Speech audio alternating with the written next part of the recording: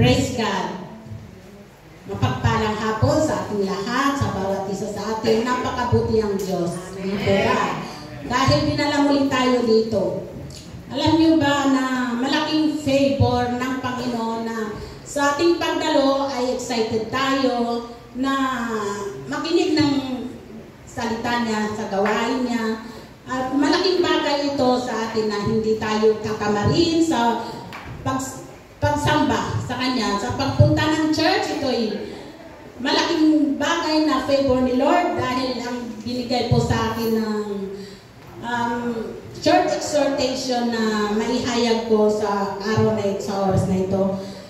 Naway mapagpala po kayo dahil ang Diyos lamang ang Siya ang naggagabay po sa atin lahat. Ang God's highly favor. Ang aking may share po, Lord. Dahil napakabuti ng Diyos, lagi natin i-appreciate yung mga favor ng Lord, i-enjoy natin. Sabi po sa text ko po ay 1 Peter 3:12.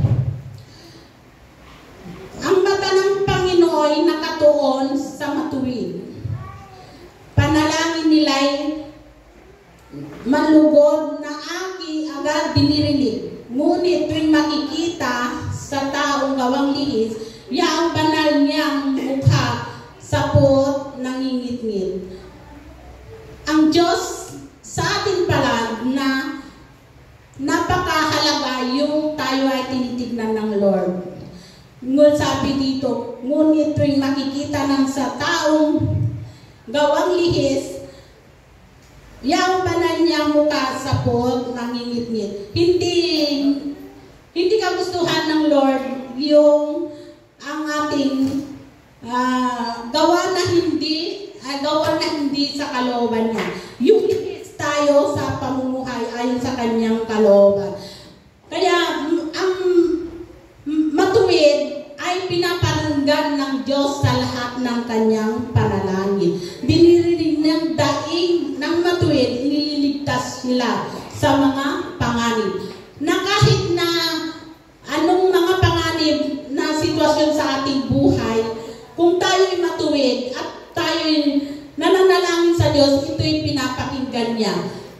Gusto ng Panginoon lahat na ito'y itutuwid ang kanyang nilalang. Ngunit sabi nga na yung sitwasyon natin na ganito na pag hindi lihis yung sa ginagawa natin sa kalooban ng Panginoon, hindi tayo pinapakinggan. Na kahit anong prayer natin, anong daing natin, ay maaaring hindi natin matatamo dahil lihis sa kanyang kalooban. Yun lamang po ang papakinggan ng Panginoon yung sa gawa ng matuwid. Sabi po sa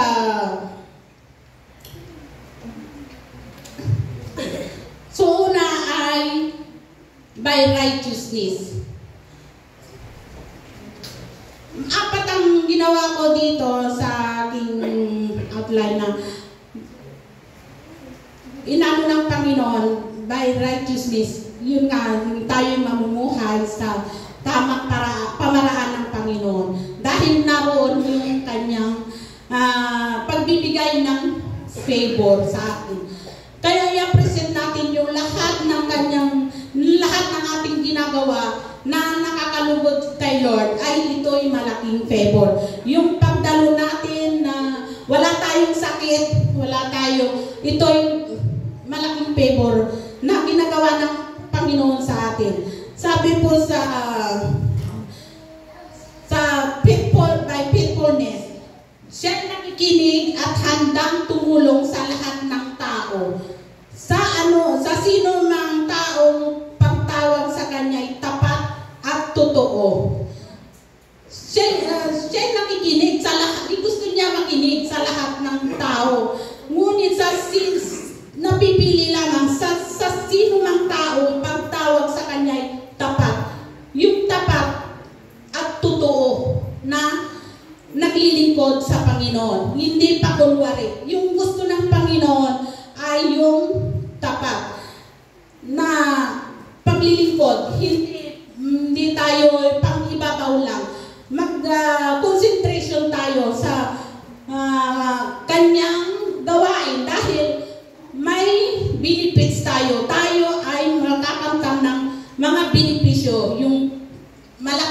favor ng Lord sa atin.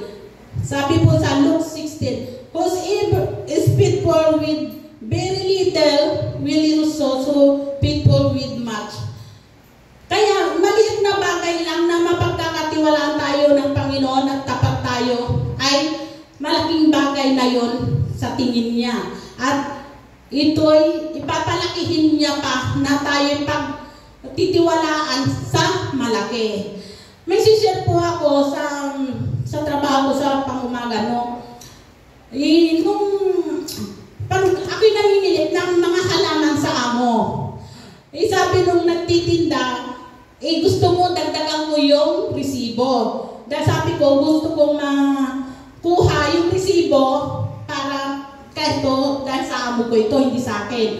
At para maipakita ko sa kanya yung total na binili ko. Di sabi niya, di gusto mo dagdagan ko. Sabi ko, no. Sabi ko, huwag yan nang gagawin dahil hindi tama yan. Sabi ko sa kanya, kahit hindi ako nakikita ng amo ko, yung tama lang na presyo. Kasi, sabi niya, kasi maraming bumibili dito na Pilipino o anumang laki, ipinadadagdagan yung total ng resibo na hindi totoo. Pero, ang Diyos nakikita yung gawain natin, di po ba? Paano tayo makakamtan ng favor? Kaya siguro, tapos, na-realize ko, bakit po ako nagtagal din sa aking trabaho. 29 years sa pang-umaga at 30 sa restaurant. At 39 years sa pang-umaga, 29 sa restaurant. Praise God! That is the highly favor ng Panginoon. At hindi po, never na ako na hospital. Yung nanganak lang po ako. So, praise God.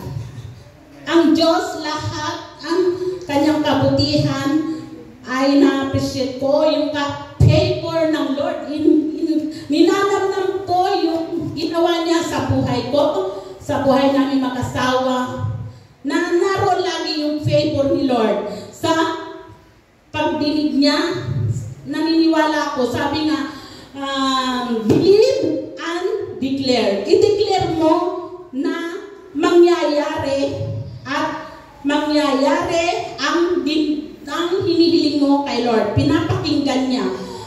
At sa thank you Lord. At ngayon po, sabi ko sa anak ko na nagbiyahe sa Amerika, napakuran din po siya sa kanyang trabaho. Sabi ko, enjoy mo anak yung favor ni Lord. Sabi ko, you deserve that favor na nanggagaling sa empresa. Pinakalubag po siya ng award. Pero doon po award din sa Orlando, sa USA, sa Amerika. So, God's highly favor talaga ang ginagawa niya. Kung ikaw na namumuno sa pamilya, nariyan lagi yung panalangin mo sa anak mo, ditiringgin ka kung ikaw ay matuwid. Hindi ako perfect pa, hindi po ako talagang matuwid, ngunit pinaprocess ng Lord. Nakikita niya yung puso na pinapakinggan niya yung dalangin mo. Kaya praise God.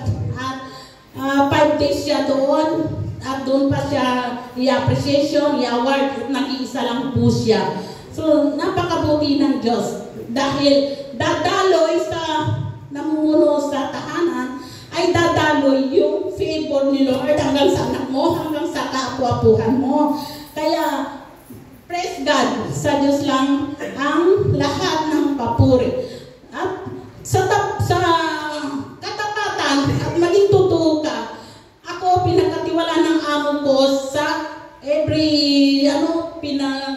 sa palengke na kahit sintimo na sokle binibigay ko. Kasi may nag-extra po sa bahay dahil nagkukuha na, nagtratrial na. Kasi sa next year po, ako'y pubilaw na. Enjoy na natin, di po ba?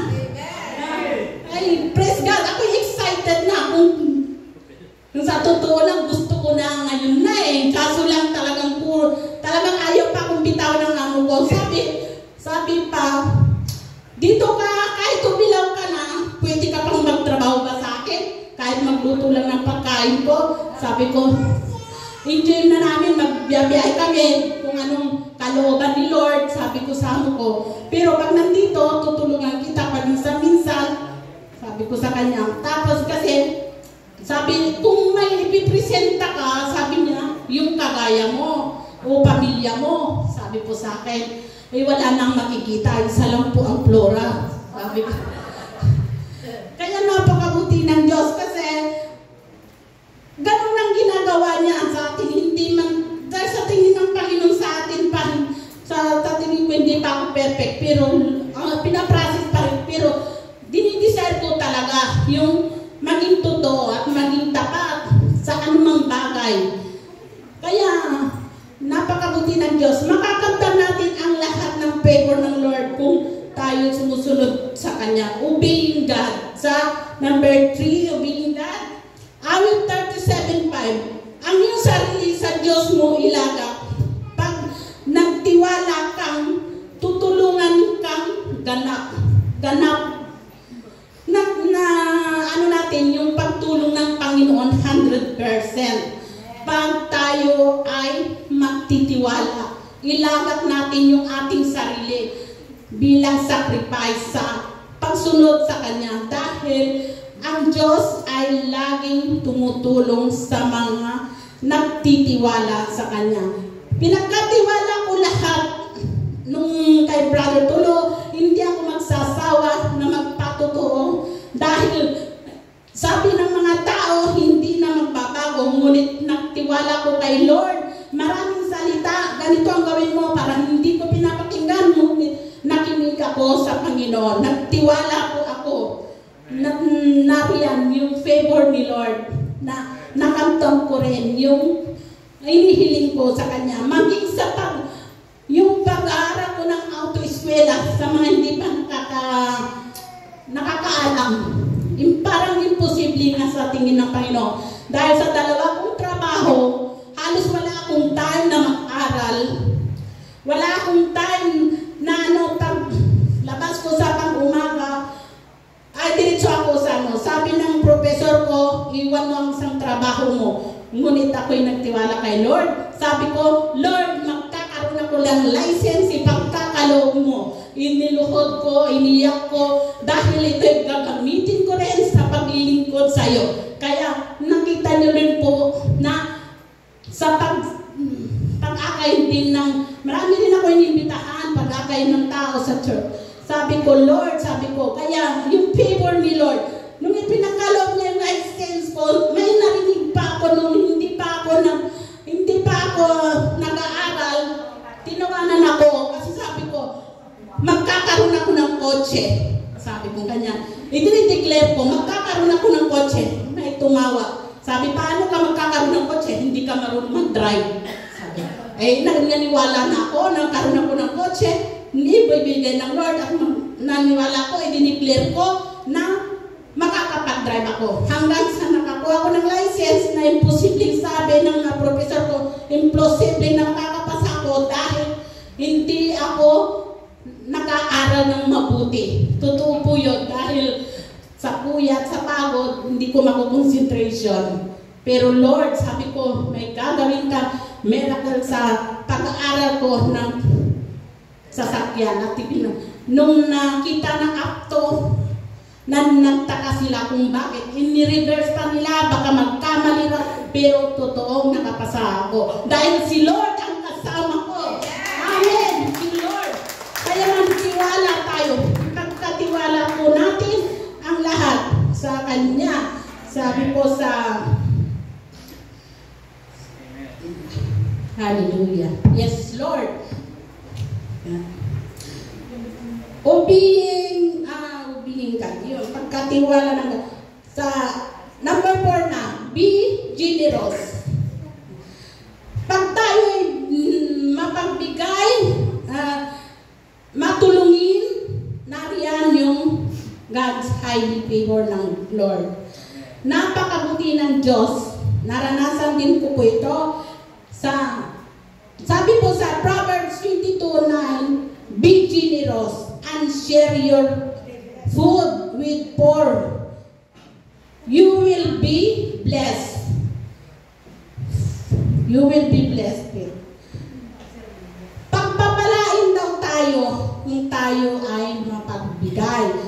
yan ay may responsable ang Panginoon na tayo'y pagpapalain, ipapabor niya lahat. Kung tayo ay matulungin, hindi lang sa pinansyal, yung pag-pray mo yung kapatid mo, isang tulong na yon. Pag-akay mo sa kapatid mo, isang tulong na yon. Pag-share mo sa pamilya mo na hindi pa nakakilala sa Panginoon, ibigay mo, tulungan mo na makakilala siya. Be generous na, kasi tinawag tayo ng Diyos na talagang tayo gagamitin at tayo example sa pagbibigay. Yung pagbibigay may kasamang pagmamahal. Dahil ang Lord ay be generous, 100%. Binigay niya ang kaysa isang bugtong na anak, 100% ang binigay niya. Talagang una siya na generosity ang ating Panginoon. Gusto niya tayong maging matulad sa Kanya na hindi tayo magkakait na kung ikaw ay may hihingi ng tulong sa'yo at mayroon ka naman itutulong, huwag mong ipagkakait na tumulong. Sabi ko, Lord, salamat dahil ako, sabi ko, kahit itutulong, hindi po ako na wawalan kasi nga nariyan ang Diyos na God will provide all everything there sa pagbibigay mo. Kaya ito na po ang conclusion ko. God's highly favor, number 1, be by righteousness. And number 2, by faithfulness. And number 3, obeying God and be generous. Glory to God. Ito po ang aking share sa inyo. At tayo po ay manalangin. Ama, sa pangalan ni Jesus, maraming salamat sa mga salita mo na ito'y natutunan namin, na tulungan mo po kami na maging generous, maging faithful, maging mapagbigay, at salamat sa pagtitiwala mo po sa amin. Salamat po, Panginoon. Napakabuti mo, Diyos, at maging sa aming pagbibigay sa oras na ito na love and tithes and offerings, nagagalak ka, Panginoon. Kung ang puso nakikita mo sa amin ay totoo at tapat na nagbibigay, at ito'y magagamit lamang po sa kalalawak ng iyong mga gawain, dahil ikaw ang Diyos na nagbibigay ng lahat sa amin. Kung kami nagbabahagi, O Lord, ito'y bilang pagsamba namin, pagpapasalamat namin dahil sa ginawa mong napakalaking favor po sa aming buhay. Marami pong salamat sa oras na ito. Lahat ng magbibigay ay pagpalain mo, Ama, dahil sila, O Lord, ay buong puso nila itong ibibigay sa iyo, O Lord, dahil sa iyong kabutihan, O Lord. Maraming salamat at ibalik mo sa kanila ng sigsig, liglig at umapaw, at ang mga walang trabaho ay pagkaluban mo, Ama, ng mga trabaho, at pagkaluban mo rin, Ama, yung mga walang papel, at maglilingkod sila sa iyo, Lord, ng may katapatan. Maraming pong salamat at ang ikaw ang Diyos na siyang mapapapurihan sa aming buhay. Lahat po nagsabi na Amen. Amen.